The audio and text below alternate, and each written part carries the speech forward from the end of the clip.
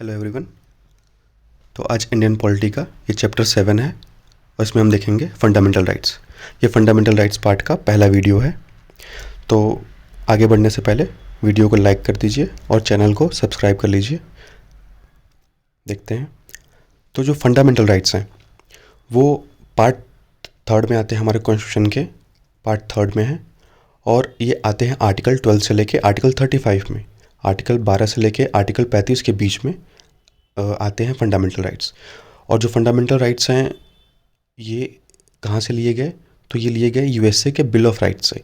तो जो हमारे कॉन्स्टिट्यूशन मेकर्स थे, जो हमारे कॉन्स्टिट्यूशन के जो फार्मर्स थे, तो उन्होंने जो ये सोचा कि जैसे यूएसए में फंडामेंटल राइट है तो वैसे ही हमारे यहाँ भी फंडामेंटल राइट्स होना चाहिए।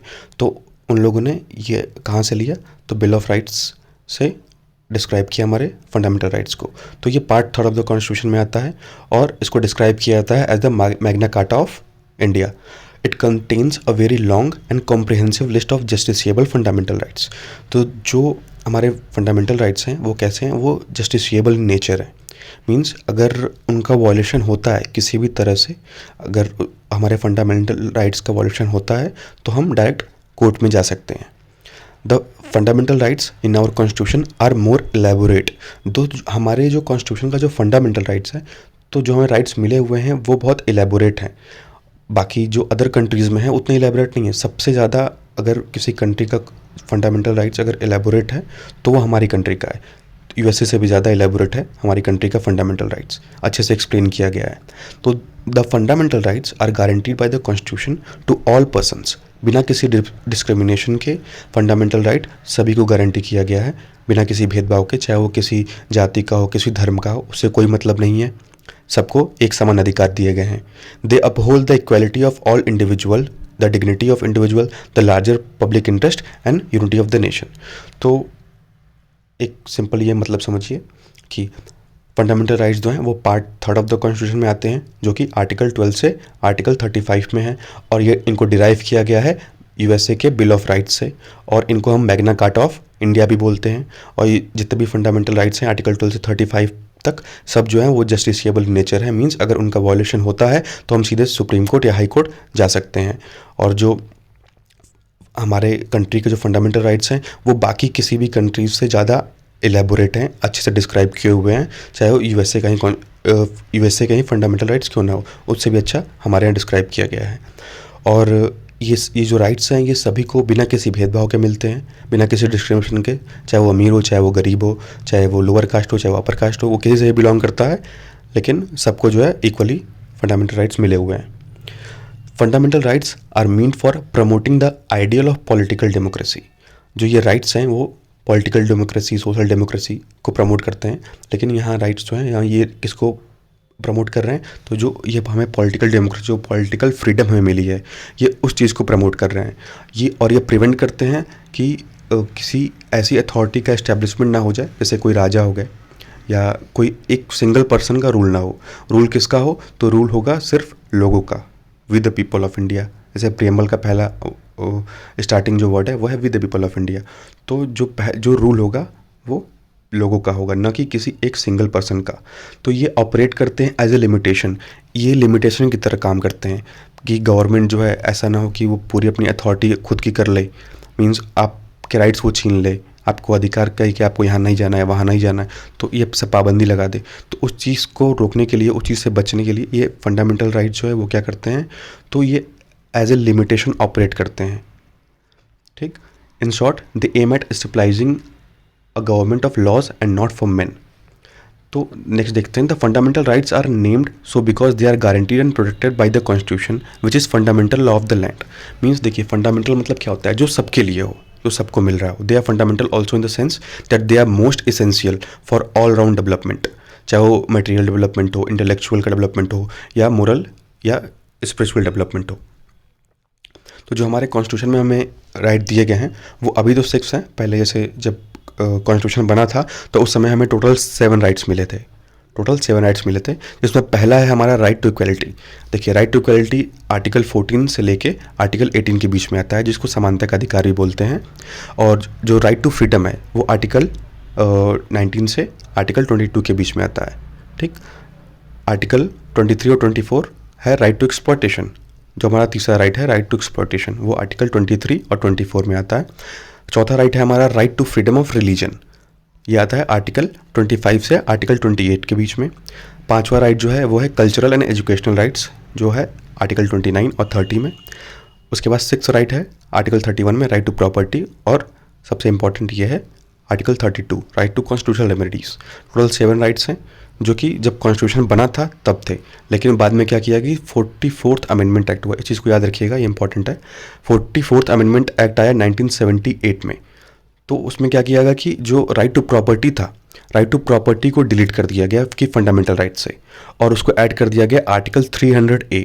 आर्टिकल 300A में ऐड किया गया पार्ट 12 ऑफ द कॉन्स्टिट्यूशन में। तो उसके बाद जब वो 44th अमेंडमेंट के द्वारा जब उसको डिलीट कर दिया गया, तो अब सिर्फ हमारे कॉन्स्टिट्यूशन में सिर्फ 6 राइट्स बचे हैं।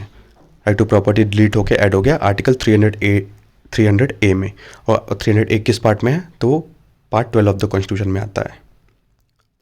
अब देखते हैं कि हमारे जो राइट्स हैं उनके क्या फीचर्स हैं।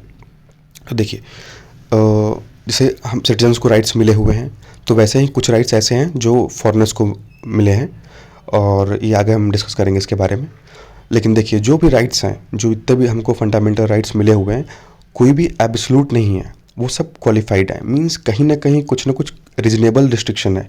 अगर स्टेट चाहे तो कोई ना कोई रीजनेबल रिस्ट्रिक्शन लगा सकती है, लेकिन जो ये रिस्ट्रिक्शन होगा वो डिसाइड कौन करेगा कि ये रीजनेबल है कि नहीं है, तो वो रिस्ट्रिक्शन डिसाइड करने का काम करेगी हमारे कोर्ट्स, चाहे वो हाई कोर्ट हो चाहे सुप्रीम कोर्ट हो।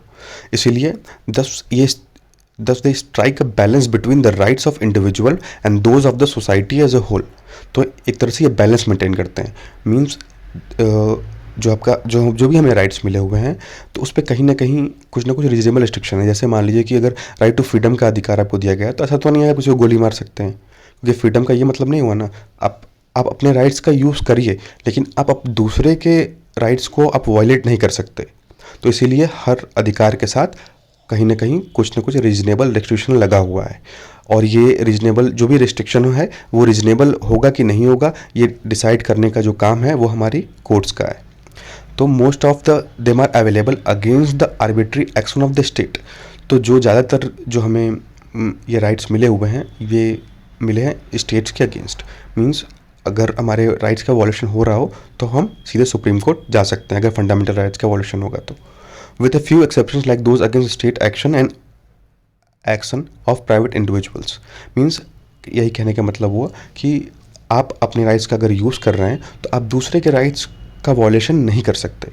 when the rights that are available against the state action only are violated by the private individual, there are no constitutional remedies but only ordinary legal remedies। देखिए, अगर state के अलावा किसी private individual के द्वारा, means state आपकी right को wallet नहीं कर रही है, बल्कि कोई प्राइवेट इंडिविजुअल है वो आपकी राइट को वॉयलेट करता है, तो वहाँ पे जो लीगल रेमेडीज़ हैं वो एक्शन में ली जाएंगी, वो काम में ली जाएंगी। वहाँ पे कोई कॉन्स्टिट्यूशनल रेमेडीज़ यूज़ नहीं किया जाएगा, वहाँ कॉन्स्टिट्यूशनल रेमेडीज़ काम में नहीं ली जाएंगी, बल्कि अगर कोई एक प्राइवेट इंडिविजुअल आपके राइट्स को वॉयलेट कर रहा है तो वहाँ लीगल रेमेडीज़ काम में ली जाएंगी।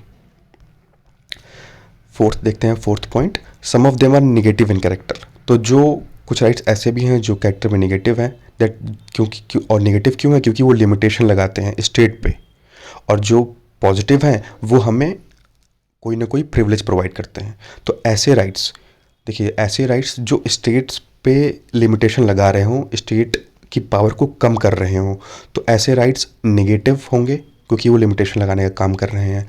और ऐसे राइट्स जो हमें प्रिविलेज प्रोवाइड कर रहे हो, जो हमारा फ़ायदा कर रहे हो, वो राइट्स कैसे होंगे, तो उनका जो नेचर होगा वो पॉजिटिव नेचर होगा। फिफ्थ पॉइंट है, दे आर जस्टिसिएबल। इसका मतलब कि आप कोर्ट जा सकते हैं, अगर उसका आपके राइट्स का वॉल्यूशन है तो आप कोर्ट जा सकते हैं, और जो फंडामेंटल राइट्स है वो जस्टिसिएबल इन नेचर है। सिक्स पॉइंट है कि they are defended and guaranteed by the supreme court.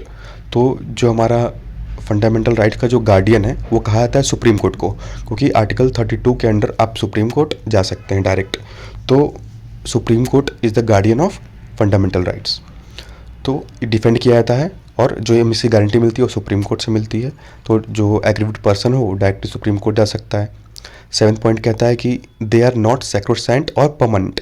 अब देखिए, जो ये राइट्स हैं ऐसा नहीं है कि एकदम परमानेंट ये हमेशा के लिए आपको मिल गए हैं, पार्लियामेंट के पास ये पावर है कि पार्लियामेंट इसको कर्टेल या रिपील कर सके अमेंडमेंट एक्ट के थ्रू।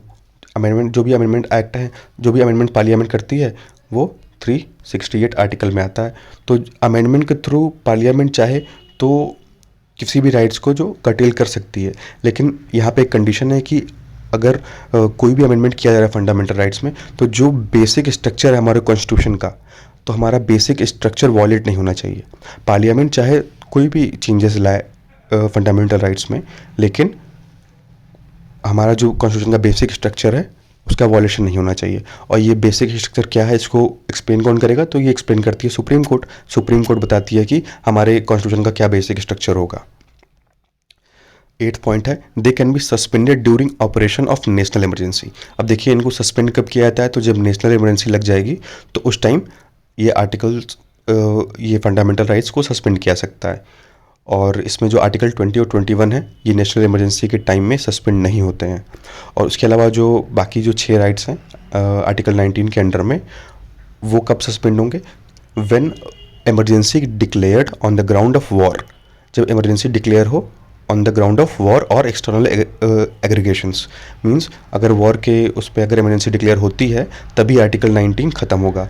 ठीक, अगर ऐसे कोई आर्म रेबेलियन हो गया या कुछ और हो गया तो उसकी वजह से, इंटरनल इमरजेंसी की वजह से आर्टिकल 19 ख़त्म नहीं होगा। देखिए आर्टिकल 20 और 21 सस्पेंड नहीं होते हैं किसी भी कंडीशन में, ये हमेशा आपके पास हैं। ये ऐसे राइट हैं जो सस्पेंड नहीं हो सकते। और आर्टिकल 19 भी सस्पेंड नहीं होता, लेकिन ये कब सस्पेंड होता है कि अगर कोई भी एक्सटर्नल इमरजेंसी आ गई तो उस टाइम आर्टिकल 19 को सस्पेंड किया सकता है, जिसमें आपको 6 राइट्स मिले हुए हैं। 9th पॉइंट देखते हैं, their scope of operation is limited by article 31A। तो जो आर्टिकल 31 ए है वो कहीं ना कहीं हमारे फंडामेंटल राइट्स पे कहीं ना कहीं लिमिटेशन डालता है। Saving of loss providing for acquisition of states. Article 31B, validation of certain acts and regulation including 9th schedule. तो देखिए 9th शेड्यूल में जो भी चीज़ें आती हैं वो उसमें ये दिया हुआ है कि वो उस पर सुप्रीम कोर्ट जुडिशियल रिव्यू नहीं कर सकती। जुडिशियल मतलब 9th शेड्यूल में जो भी चीज़ें रखी गई हैं उस पर सुप्रीम कोर्ट अपना जुडिशियल रिव्यू नहीं कर सकती है। लेकिन आगे चल के हम पढ़ेंगे इसके बारे में कि क्योंकि कहीं ना कहीं ये हमारे जो बेसिक स्ट्रक्चर है कॉन्स्टिट्यूशन का उसको वायलेट करता है। इसके बारे में आगे पढ़ेंगे हम लोग।